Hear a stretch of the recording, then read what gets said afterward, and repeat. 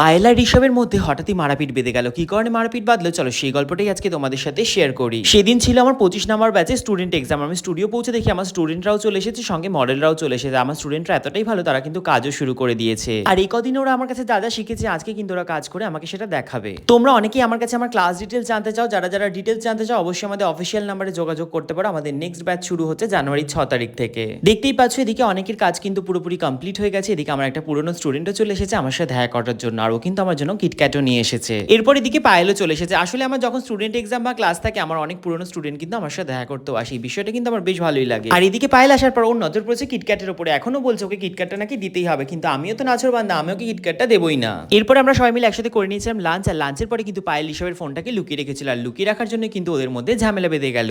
আরো কি কি হয়েছিল সেটা জানতে ফুল ব্লগটা অবশ্যই দেখতে হবে, যেটা কিন্তু অলরেডি আপলোড হয়ে গেছে। যাও জলদি জলদি একবার দেখে এসো। আর এই ব্লগটা তোমাদের কেমন লাগলো সেটা অবশ্যই কমেন্টে জানিও।